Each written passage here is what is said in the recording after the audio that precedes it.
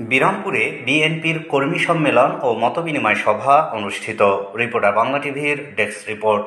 ৬ April রবিবার সন্ধ্যা ৬ ঘটিকায় বাংলাদেশ জাতীয়তাবাদী দল বিএনপির দিনাজপুরের বিরামপুর পৌর শাখার ৬ নম্বর ওয়ার্ডের বিএনপি কর্মীদের গতিশীল করার লক্ষ্যে কর্মী সম্মেলন ও মতবিনিময় সভায় ৬ নম্বর ওয়ার্ডের পৌর বিএনপির সহসভাপতি সুলতান মাহমুদ কেবলা হোসেনের সভাপতিত্বে বিরামপুর ছাত্রদল ও বেসরকারি বিশ্ববিদ্যালয়ের ছাত্রদলের আহ্বায়ক বাদশাহ মোহাম্মদ নাজ্জাসী এর সঞ্চালনায় অনুষ্ঠানের শুরুতেই শুভেচ্ছা বক্তব্য রাখেন পৌর বিএনপির সিনিয়র সহসভাপতি ও ৬ নম্বর ওয়ার্ডের পৌর বিএনপির সাধারণ সম্পাদক ও সাবেক পৌর ওয়ার্ড কাউন্সিলর হুমায়ুন কবির মিলন।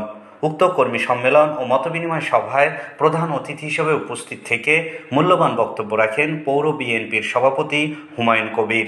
বিশেষ অতিথি হিসেবে উপস্থিত থেকে মূল্যবান বক্তব্য রাখেন পৌর বিএনপির সাধারণ সম্পাদক রেজাউল করিম রেজু, উপজেলা বিএনপির সদস্য সচিব অ্যাডভোকেট মিয়া মোহাম্মদ শিরন আলম, পৌর বিএনপির প্রবাসী কল্যাণ বিষয়ক সম্পাদক টুটুল বিশ্বাস, উপজেলা বিএনপির স্বেচ্ছাসেবক বিষয়ক সম্পাদক রুহুল আমিন সাজু, উপজেলা যুবদলের আহ্বায়ক জাকির হোসেন খন্দকার, ৭ নম্বর ওয়ার্ড পৌর বিএনপির সভাপতি আব্দুল মাবুদ খন্দকার, ২ নম্বর ওয়ার্ড পৌর বিএনপির সাধারণ সম্পাদক আনিসুর রহমান প্রমুখ।